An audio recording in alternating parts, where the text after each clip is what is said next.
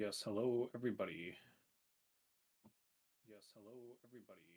hello everybody. Oops. Okay.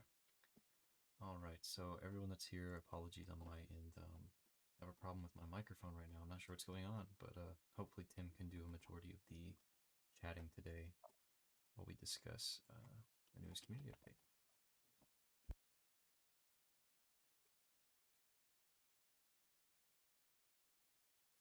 Yeah, so let me see what we're showing on the stream right now. Got it. So, yeah, give everyone a few minutes to read that, and then from there we will go ahead and we'll just kind of discuss everything that we've written and just some additional details.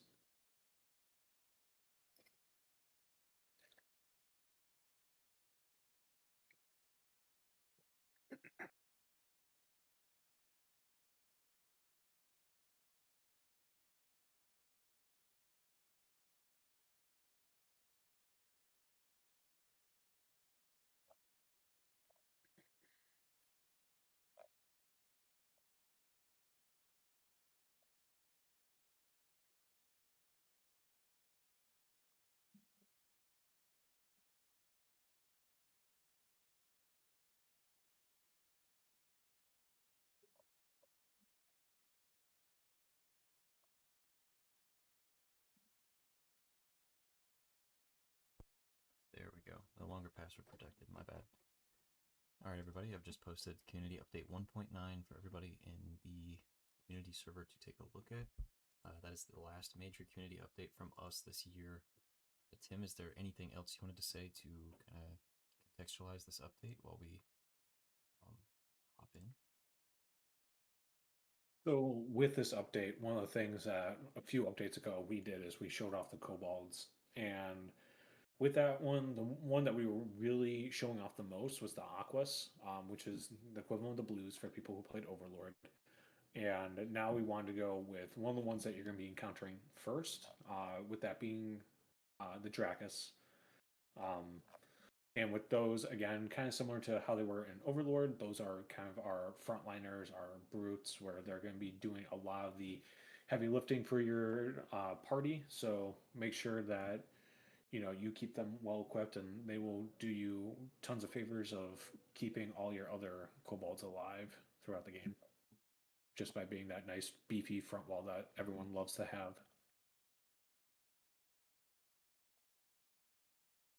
Oops. All right, so can everybody see the community update on stream?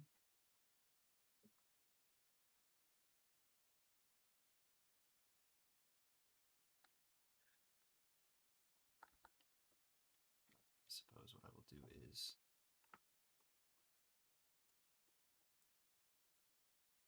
Yes, I can see the update from our end, or from the stream end.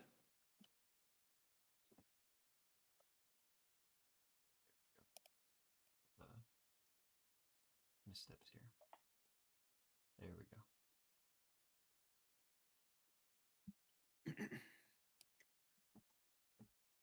All right. So yeah, I'll say briefly as a final community update for the year, we just wanted to take a moment to celebrate all of the support that we've gotten from our amazing community across Discord. It's really been a pleasure since Tim and I really started spearheading this project a year ago together and reformatting the team and everything that we went over with Community Update 1.8 to be able to jump into this one as a nice little final update for the year.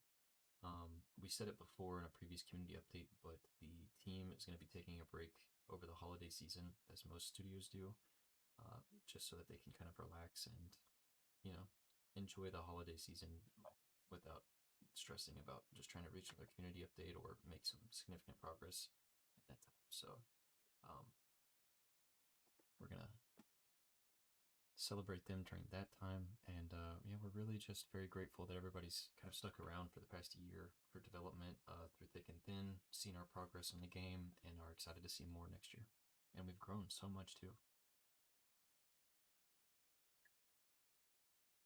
Yeah, and for people who are not really aware, from when we first started to now, we have close to quadrupled in number when it comes to active devs that we have. So, yeah, this year has really been focused on growth for us and making sure that the things that we originally set out to do, which given the original team size, we just weren't going to be able to hit. So, we wanted to make sure that we grew with people who were talented and motivated and just wanting to contribute to something kind of like what we've been working on. And so we've both Jack and I have expressed our gratitude towards the team on multiple occasions. But yeah, as much as we've kind of spearheaded this project, again, we wouldn't have been this far without our amazing team. So we just want to say thank you to all the people who sometimes throughout our updates you get to see the names of those who've worked on some of the art and sometimes you don't. But regardless of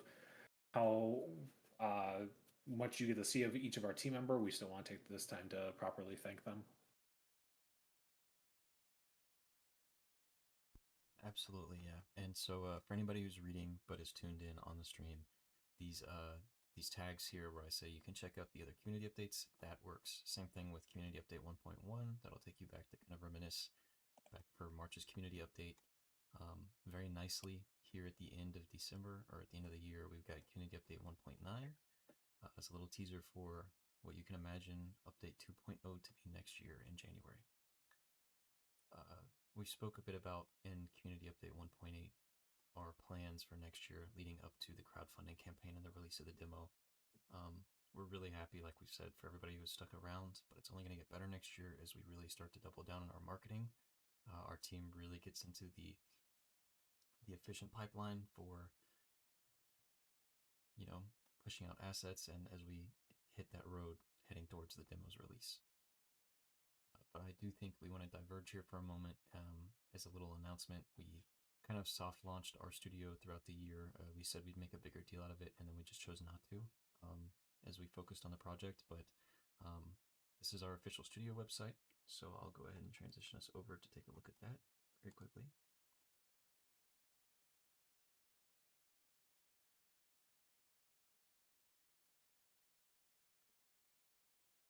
Oh, oops. Oops.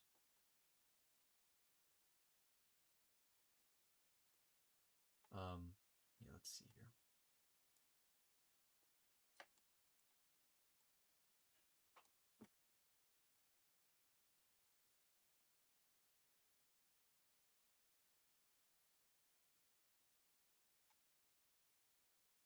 Here we go. So this is our official studio website.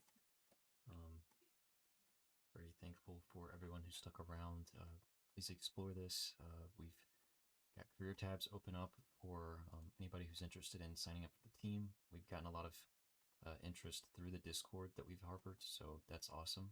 This will be a new official portal for us to be able to receive those. So please, if you know anybody who's interested in joining or has skills associated with game development across art, programming, design, animation, please have them reach out. We'd be happy to take a look at their work experience and continue to grow the team. But yeah, we've also got a tab dedicated to you all for watching these dev streams. So it just reinforces our value for this. Um, we know that the focus is on Conqueror, so the goal is not to replace the Conqueror website with our studio website. This is going to be supplementary to us as an organization in all of our investments and initiatives. But that said, if for anybody who's keen-eyed and just that interested, these pages will be updated over time with more resources and information regarding our dev streams, the way we're going to hold them, and events, especially as we become a little bit more official heading up to our crowdfunding campaign and demo. But yeah, we'll see it grow as well. So that was just a nice little soft launch announcement for us there. But yeah, to head back over to the community update.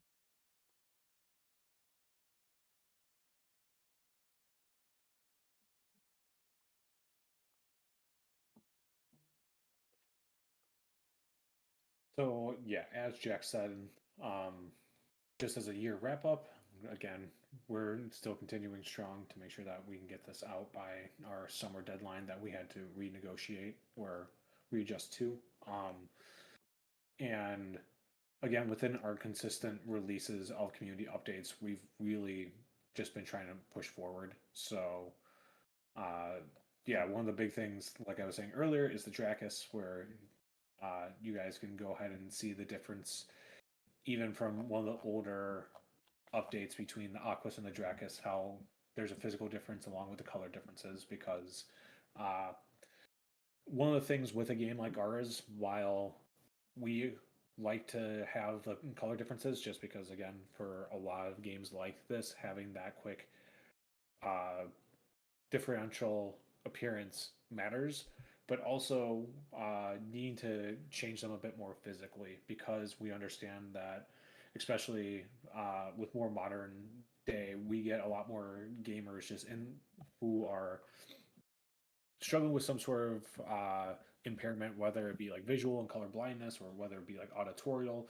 So we want to make sure that players that struggle with those kind of things are not left out of our game and feeling isolated, which is why we want to make sure that with all the kobolds that we develop, that they stand out physically besides just, again, the simple color swap.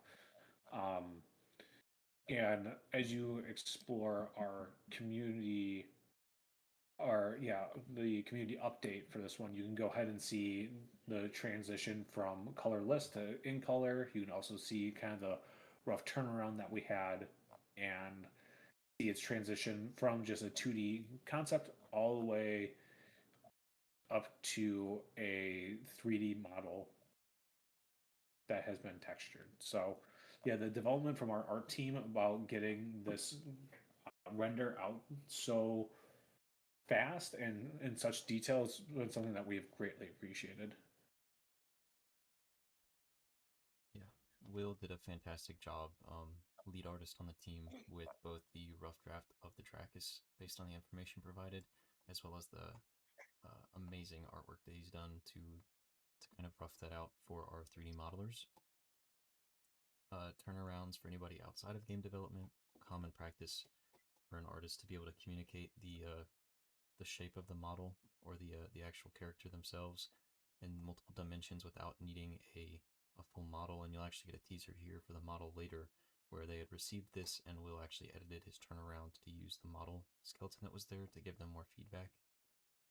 So it's a very collaborative effort. But here in the middle, we've got a break in this where we were able to include some information written up by our narrative department. So we've got some world lore here, just a little segment. I made sure to keep out any other spoilers or any other teasers, but please feel free to feast on that for an origin to the kobolds in our story.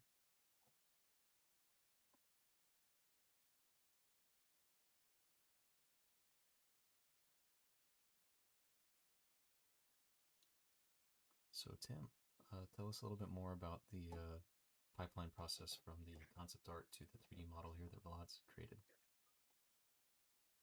Yeah, so with that process, one of the first things was just going ahead talking with Will and letting him know what we were looking for from the Drakus, giving him kind of the rough details of it and letting him really go ahead and use his full artistic talent to create something that we could not have really been able to even describe with how well he just taken it. And then from there, uh, as shown in the turnaround, you can kind of see the other dimensions that may not be extremely visible to the eye, but again, when you have talented artists like this, they can easily show off multiple dimensions. So people like our 3D modeler Vlad was able to get a full sense of the turnaround and how this creature, how this kobold should be looking in every dimension. So from there, for those who have any experience in 3D modeling, you all know the simple cube or the simple sphere that you get, and he was able to quickly turn that simple blob up into already a very noticeable creature that already quickly resembled what Will had handed over to him. And even after some quick refinements, you can see things that weren't on there in the first picture to the later third picture, like the forearm spikes, shoulder spikes, on the knees, all the additional detail, and then finally getting that nice quick texture on the Drakus to go ahead and just turn it from kind of a gray blob into what you're going to be seeing in engine.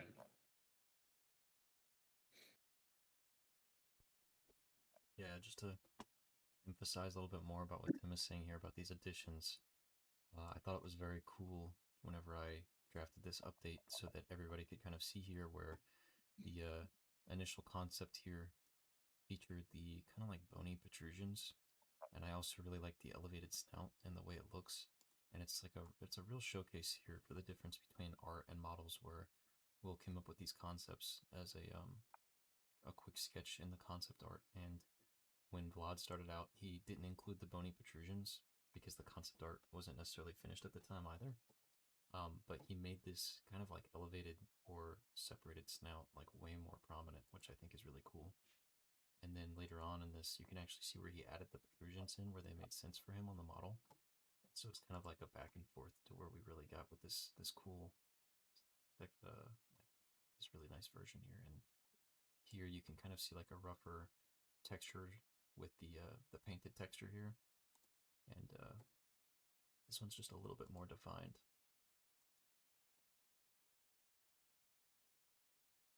Very, very cool. I love the twisting horns on the Drakus. But yeah, we've actually got 11 of us here, so some of the most we've had on a community update before. But yeah, great work to Vlad and great work to Will for all of the effort that they put in for that. To move on to highlight someone else on the team, Josh Bakaimus is our team's sound designer. He's been working closely with us to start to establish sound effects for further post-production on the project as we get closer to the demo. So, you know, while we approach that time period where the demo is going to come out with the crowdfunding campaign, we want to make sure that we have multiple pipelines going at the same time. So the development behind Conqueror will likely always follow an abnormal development cycle with post-production assets usually in the middle somewhere as well. So that said, we're working on music as we announced earlier in a previous dev stream, and now Josh has shown you 4 of the first sound effects you can hear from the game. So for anybody listening on their own, I urge you to probably watch the volume, just because it's not something that we're keen on planning for whenever we produce these sounds, but putting them here for everybody to listen to, I would just lower them ahead of time. That way you can protect yourself. But I'll go ahead and play them on stream. Please let me know if they're too quiet. But this is based on concepts and information given to Josh. This was his Drakus attack.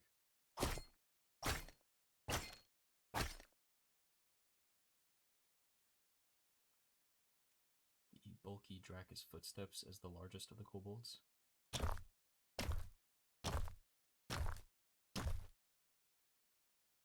And then 2 different miscellaneous sounds for just their passive ambient sound effects for whenever you're basically walking past them or standing around them as they're waiting for their next objectives given to them by the Conqueror.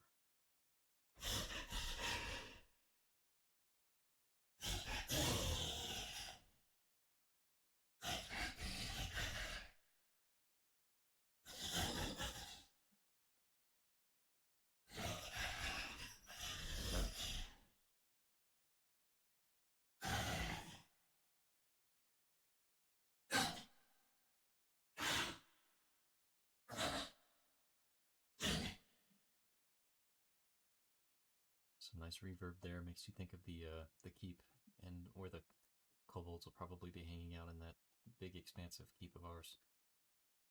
But yeah, that closes out the community update that we released today. So like I said before, for anybody who missed it before they tuned in, we had a really nice opportunity to end the year on community update 1.9. So in January, you can look forward to Conqueror's community update 2.0. But I know we have some community questions, so I'll go ahead and turn it over to Tim. But if anybody in the chat also wants to ask questions, we will get to those as well. Yeah, so with some of the community questions that we received, this is the most we've actually received, which I'm really excited about. Although we can't exactly answer all of them today, just because some of them are going to be getting into spoiler territory, and to give everyone some other stuff to look forward to. We'll eventually be able to answer all these questions, but as of right now, unfortunately not. So, starting off with some that we can quickly answer, will we be able to have pets? This is something that I have talked with the design team about, and while it's an interesting concept to go ahead and have pets, we kind of ran into the problem early on of with you already needing to control the kobolds, and all the other systems that we're going to have in place. It became kind of an issue of what is this pet going to be doing, and from a mechanical standpoint, or is it just something that's going to be completely passive at the keep? And regardless of the way that we were really approaching it, it kind of seemed like one of those uh, situations where, regardless, we just found that there wasn't really a good place to have pets and that there wouldn't be that much of an impact. So it's something we eventually just kind of rolled out.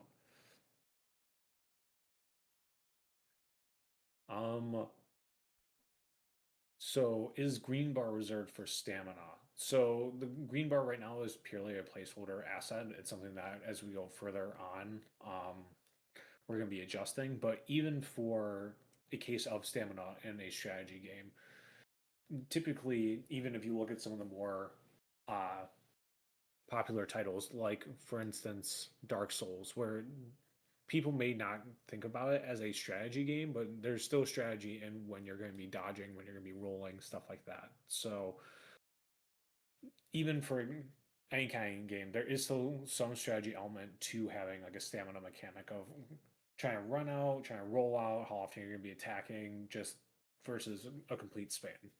So hopefully that answers that question. Um,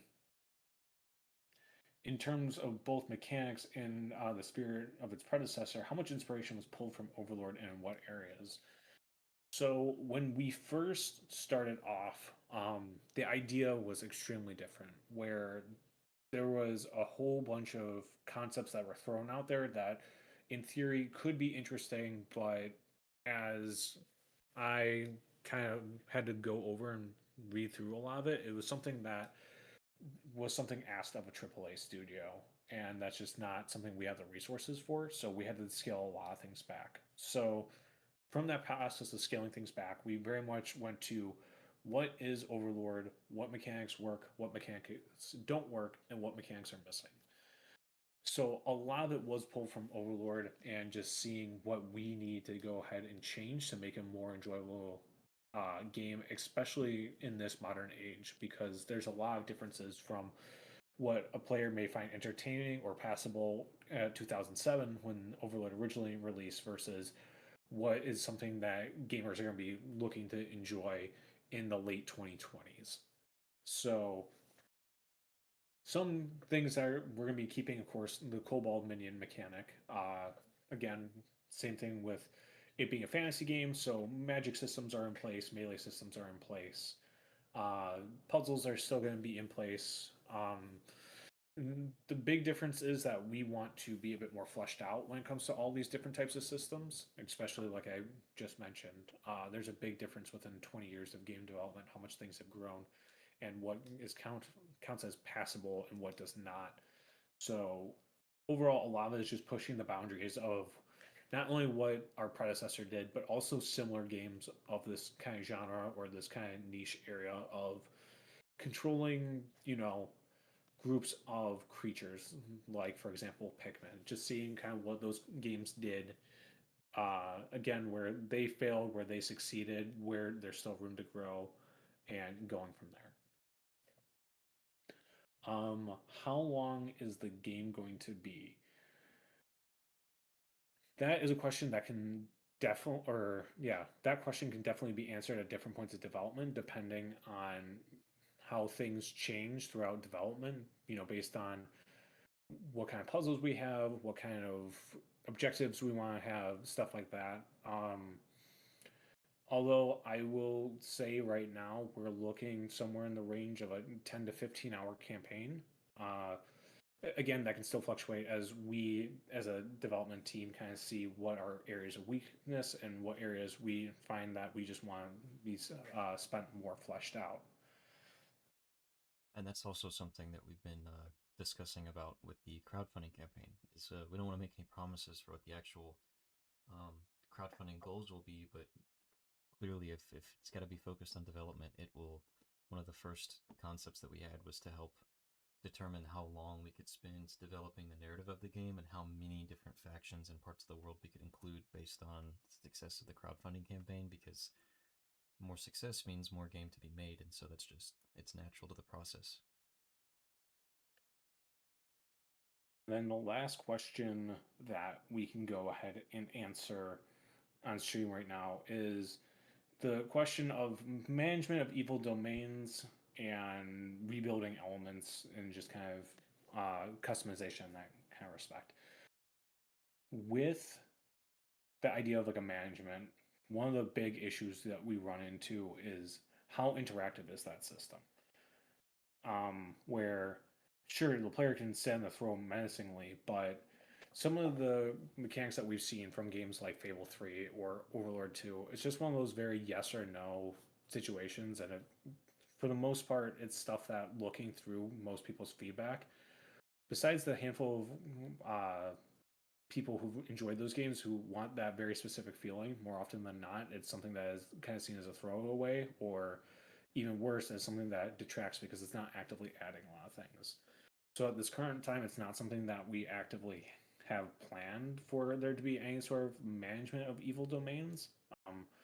As far as that being something in the sequel that we explore, should we be able to get to a sequel, that's something we can, again, really sit down and see from now till then if there's any kind of major way that we can make that really fun that helps bolster our gameplay even further.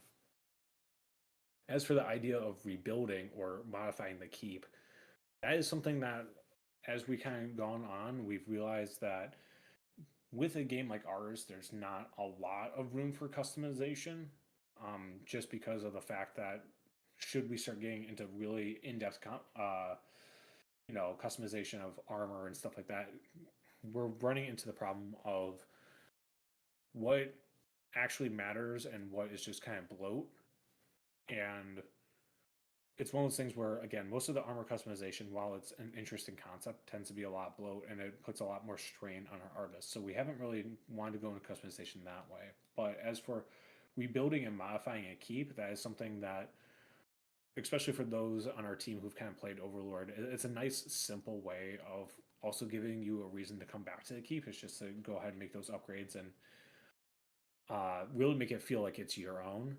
So that's hopefully something that we can expand on by probably giving a handful more assets, so each player feels like they're making their keep their own keep. I also wanted to jump back to the stamina question. Something that I didn't necessarily disclose whenever we posted in maybe update 1.7 was the wonderful work from Diana, one of our UI artists on the team, who helped, maybe it was 1.6, who helped produce a wonderful asset in the form of, yes, the new UI elements for the game. So in the gameplay demo that we posted in engine for update 1.7, it did include the stamina bar as placeholder, but this is a much more final UI asset concept that only features the two bars, generally for health and for our magic. One thing that is available, though, that it's very difficult to see here, but the lines that actually segment this UI system for the bars are designed very well by Diana to be a completely dynamic system, so that as artists and in engine, the game can dynamically take the individual assets of the bars that she's created here and dynamically extend the health bar because of upgrades or any various effects that might do that, as well as the stamina bar increasing because of level or however those systems are tied. And so similarly, if we did decide to include stamina in the final game, as we try to focus on both the option of combat directly and the option of usage of Kobold as a replacement combat mechanic instead of doing it yourself, that gives us the option to build as many different bars for the UI as we'd like. But the initial concept is just to be able to dynamically extend the UI bar in engine as the player either increases that because of their own actions or just in development as we decide and balance how much that health should be or how much should be represented at the time. also just a very cool fun fact for the development side of things and our approach to whether or not we'd actually have more than just the health and the magic bar.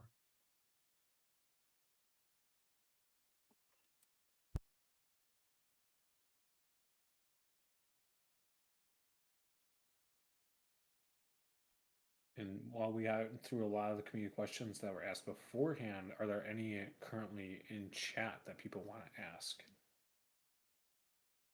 While people are typing that up, I will go ahead and restate something else that we showcased in update 1.9 this time around is that this isn't, well, this is the last major community update of the year.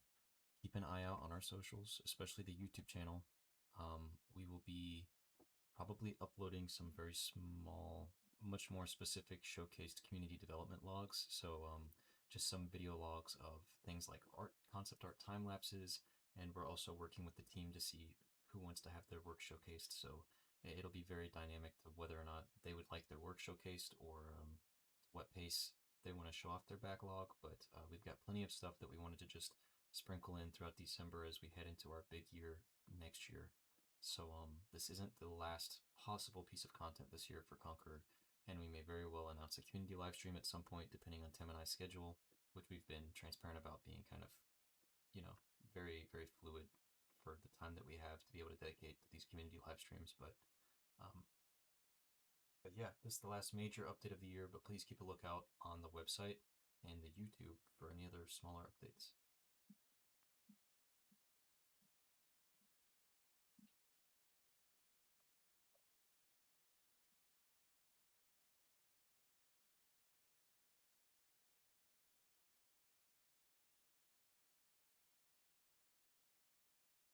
You plan any mod support for the game?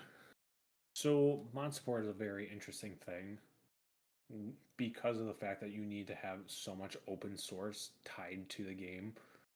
It's one of those uh, features that, as of right now, with how far we are, even from release, let alone mod support, it's something that we would like to go ahead and spend a little bit more time thinking about before we can give a concrete answer. What's some necessary talent you guys are looking for still? How big are you looking to expand the team through development? So, with that kind of question, one of the big things is uh, how big we're looking to expand. It really depends on our team itself. One of the big things that we very much advocate, both Jack and I, is that we want to make sure that every single team member feels like they're actively contributing to the game. So there are some people who, due to either them wanting to specialize within the field or just because of time constraints that they have within their own personal life, they tend to just stick with one core area or one core type of assignment.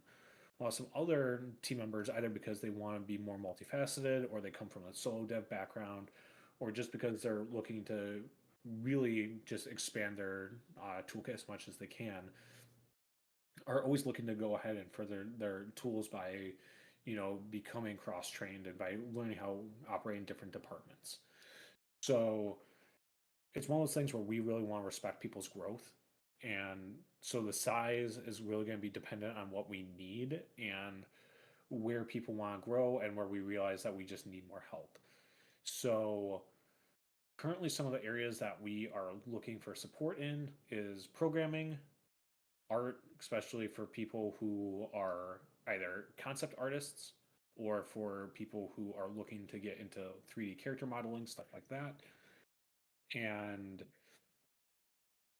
uh, some other areas, I mean, design is an area that, can use support when needed. And down the line, we've already talked about potentially needing more animation support, but that's not something we're super crucial or super in debt to right now. But especially when it comes to um, what else we're looking for, it really becomes just kind of a case by case scenario of depending on what kind of roadblocks we're hitting in team and what our leads need is what we'll be recruiting for. And I want to hop back onto that mod support question. For anyone who's uninitiated, we're making Conqueror in Unreal Engine 5. We're we're up to date with the most recent Unreal updates as they release.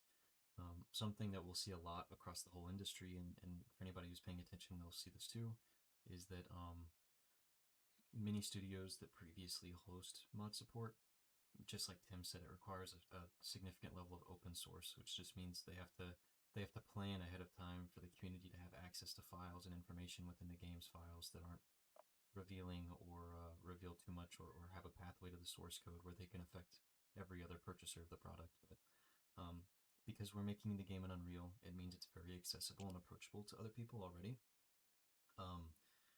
One thing we would have to consider to host mod support, especially because it is Unreal and we don't necessarily have a lot of the source files that Unreal or Epic Games would have to grant us to give away mod support, would be that we'd have to essentially build a second project file filled with a lot of the assets that we've created for Conqueror in the 3D department. A lot of files that we've created for Conqueror, from like the music and various character models and set pieces and things like that. And it would be a lot closer to something like a map editor in other strategy games, where there's pre-existing assets and they kind of let you mess with the world with pre-built tools that we've created.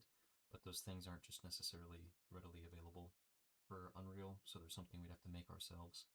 A lot of studios that do the normalized mod support, like CD Projekt Red released with The Witcher 3, or like Bethesda does with their various titles across their Creation Engine project engine, there are things that they had to invest a significant amount of time in to kind of build the tools to let people edit the map easily, or just have the engine with files that block away the source code. So we would love to do that.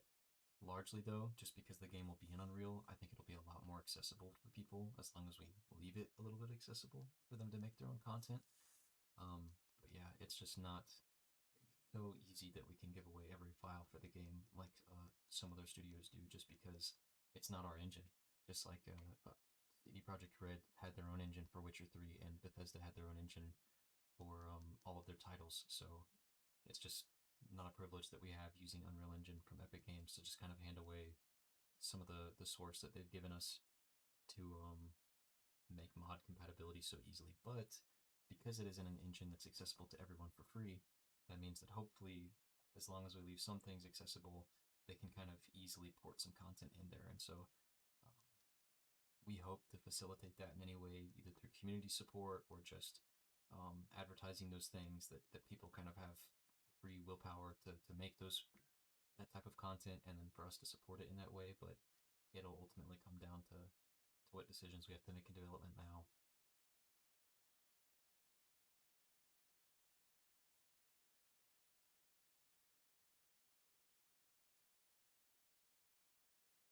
Are some overall great questions. Is there anything else that people want to ask at this time?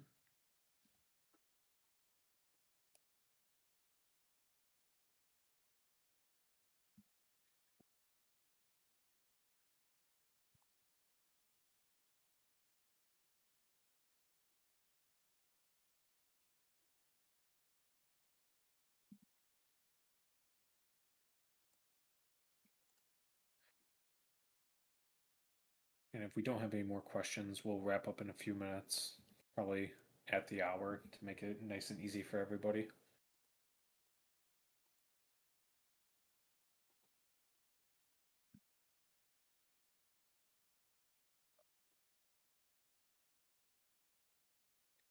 Or maybe we'll do a few minutes beforehand if we don't have anything else, just so we're not wasting people's time.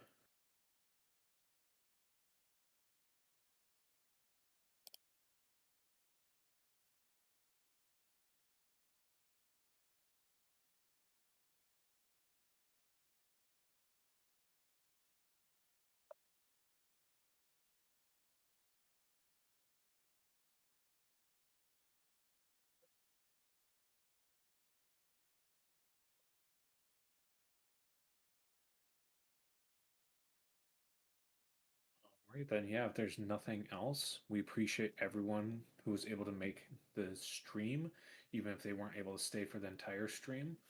Yeah, here's to a strong end of 2025, and hopefully to an even better 2026, where we can hopefully get you guys that demo and then really get the ball rolling from there. Yeah, thank you everybody so much for tuning in, following us over this past year of development.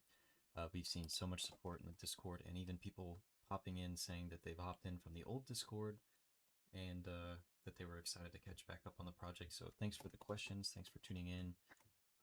Here's to 2026, and our dev stream is just getting better and more exciting as we try to bring on other people from the team. We continue our Overlord playthrough, and also just keep a lookout on the Discord and the socials for any other little updates that we do. But yeah, thank you so much.